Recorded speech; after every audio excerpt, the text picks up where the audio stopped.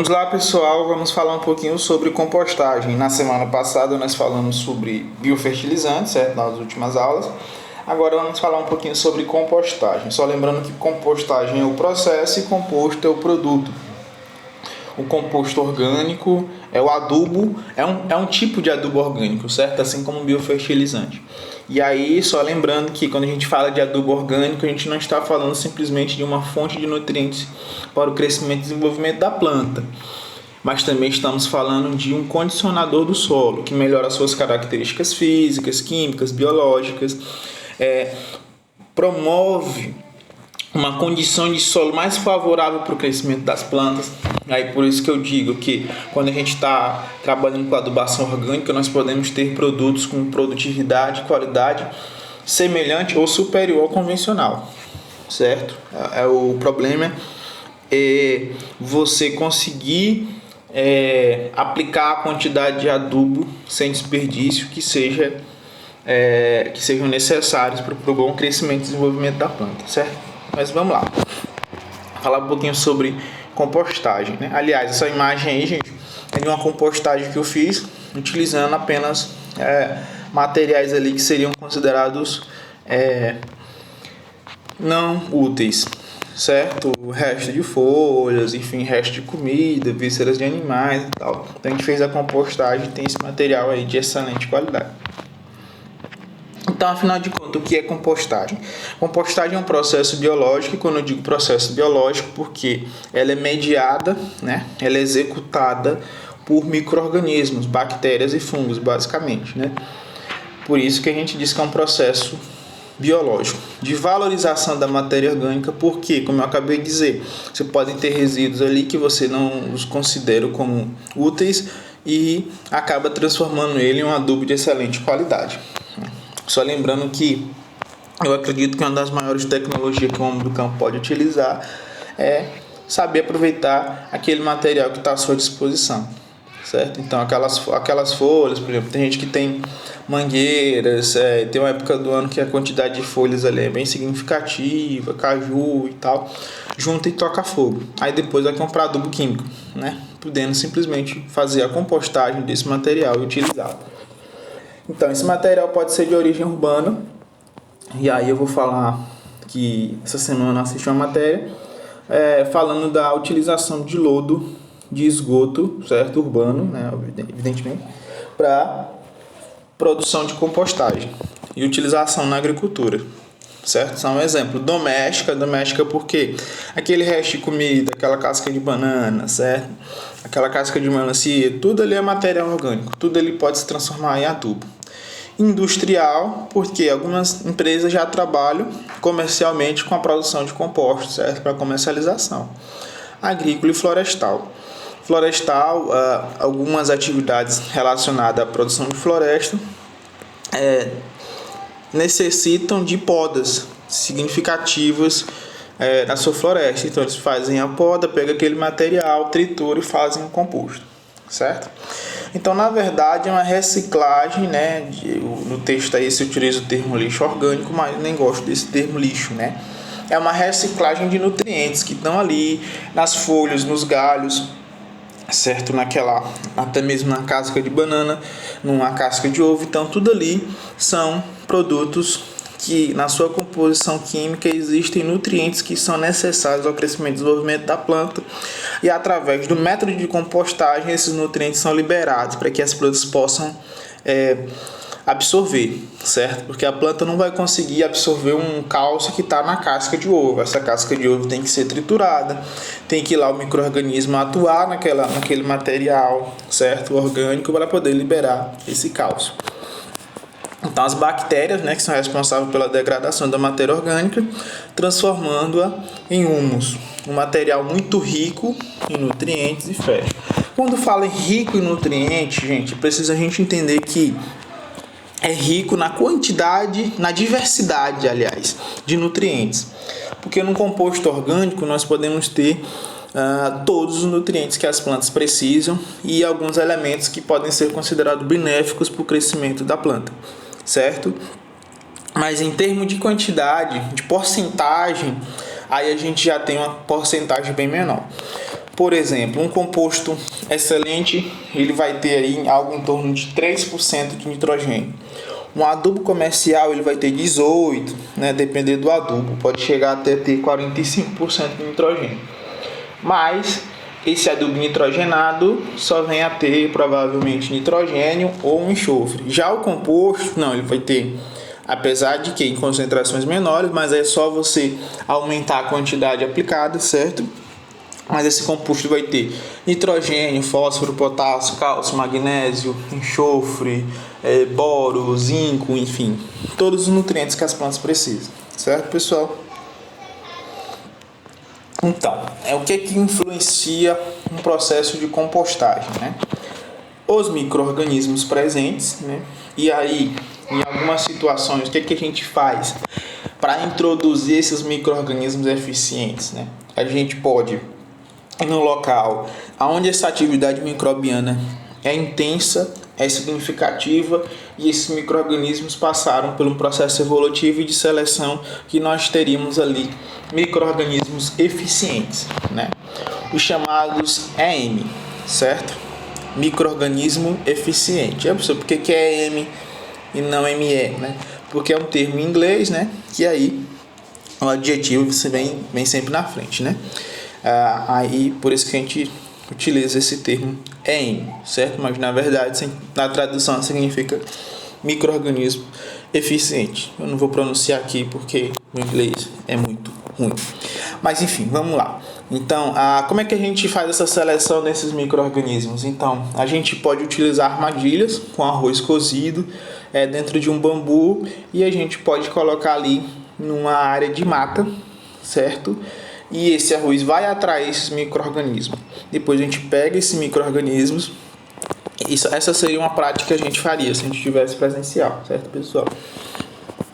E depois a gente ativa, a gente dá alimentos para esses micro-organismos. E aí pode ser um caldo de cana, um açúcar mascavo dissolvido em água, uma garapa. A gente pega esse arroz, coloca junto com essa mistura, com esse carboidrato de fácil assimilação, de fácil de quebrar.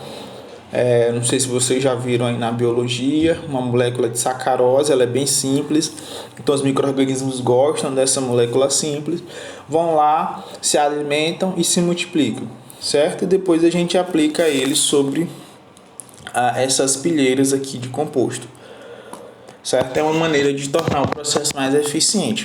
Mas naturalmente, por exemplo, se você for utilizar na sua compostagem estercos, principalmente se for fresco, já vão ter micro-organismos que vão fazer esse processo de decomposição, certo? A gente faz essa captura desses EMs para tornar o processo às vezes mais rápido, mais eficiente. A aeração é importante, porque para esses micro-organismos trabalharem, eles vão precisar de oxigênio e de umidade, certo? Micro-organismo para trabalhar, ele precisa de temperatura um pouquinho elevada, oxigênio, porque esse processo é um processo chamado aeróbico, então tem que ter oxigênio e umidade.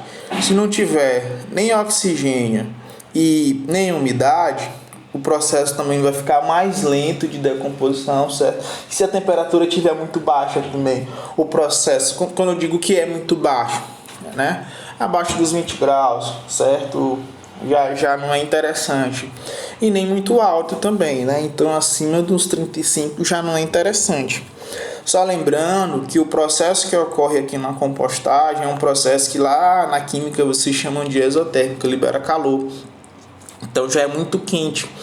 Então, em determinada fase do processo, essa temperatura pode chegar aí a 60 graus, 80 graus, certo?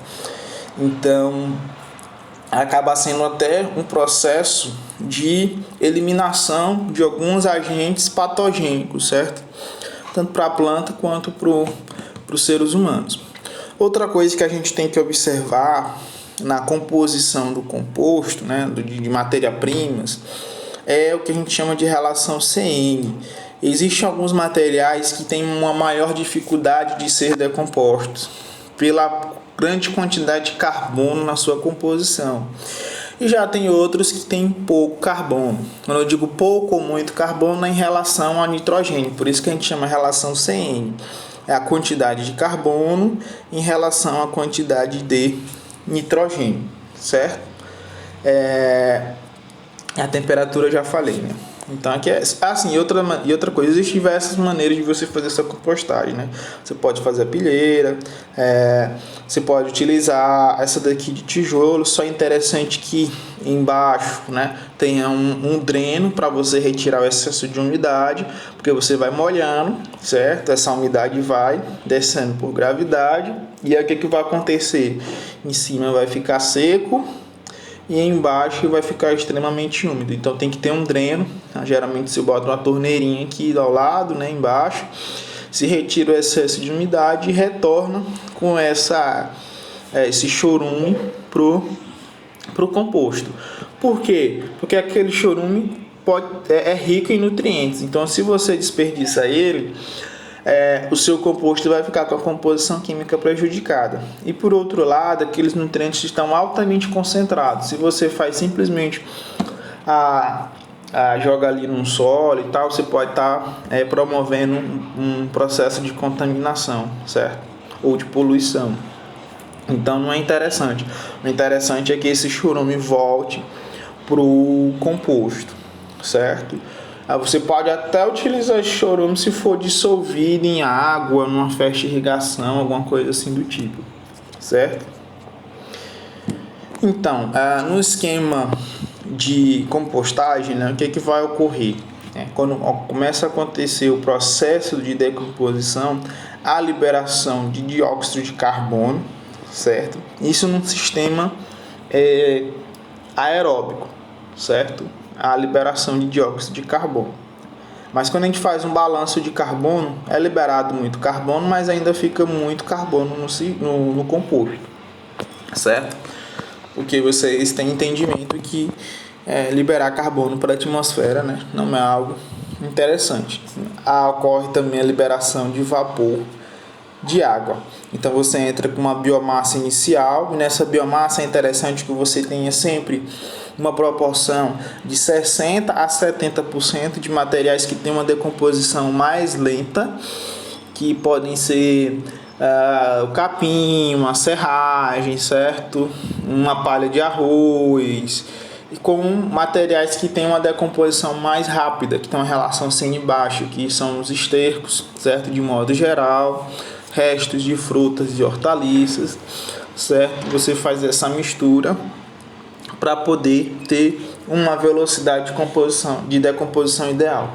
Porque se você coloca só as palhas, né, só folhas, resto de folhas também tem relação CN alta, demora para ser decomposto, então vai demorar bastante o processo, certo? Ele vai ocorrer, mas vai demorar bastante. Agora, quando você coloca um material que tem uma relação CN mais baixa, que são os estercos, né, você acelera esse processo. Só que, então, professor, eu vou utilizar só esterco, porque o esterco é mais rápido, o processo é mais rápido, eu não vou usar palha.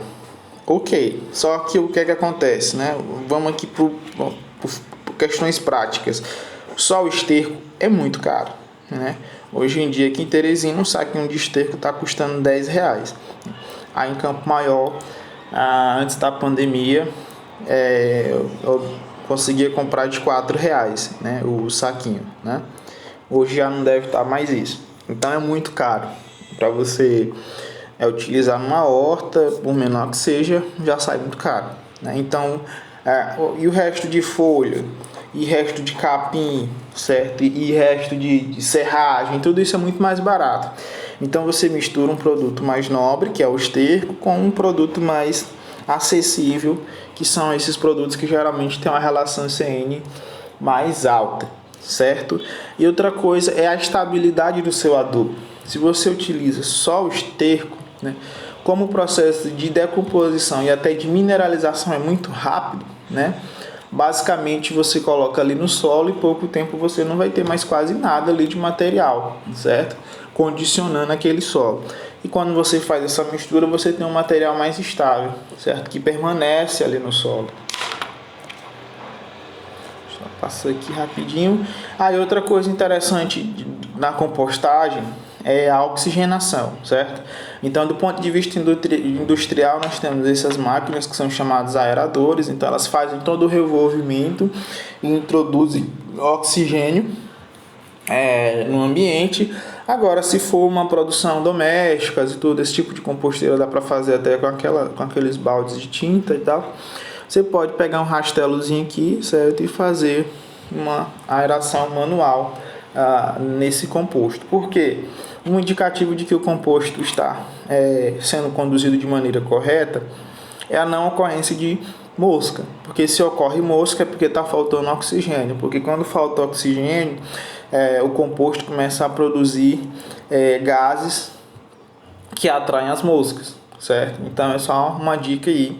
Outra dica é você ter sempre um pedaço de algum vergalhão para colocar ali no composto e ir sentindo a temperatura, certo? Então aqui é só uma tabelinha mostrando alguns materiais com as suas respectivas relações CN. Por exemplo, o esterco bovino, ele tem a relação CN de 20. O que significa? Significa que para cada 20 moléculas de carbono eu vou ter uma molécula de nitrogênio, certo? Para cada...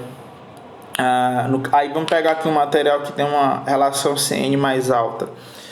O capim, por exemplo, para cada 120 de carbono, eu vou ter uma de nitrogênio. Então aqui a gente já tem um material que ele se decompõe mais lentamente.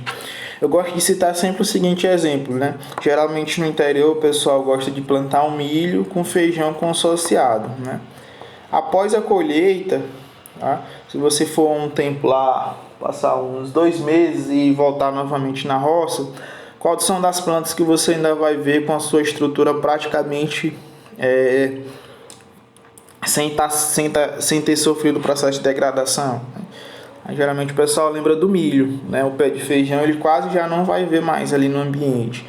Por quê?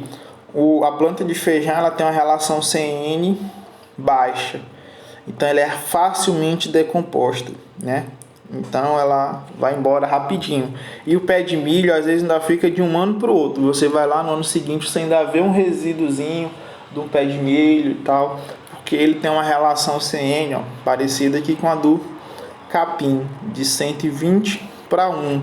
E já a plantinha de milho ela tem uma relação CN um pouco maior do que 20. Acho que em torno de 25 a 30. Então ela é rapidamente decomposta.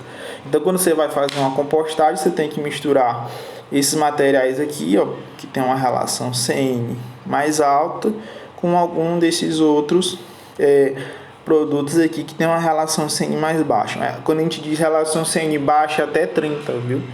Acima de 30 já é considerado relação CN alta. Certo, pessoal? E aí a gente se vê na próxima aula.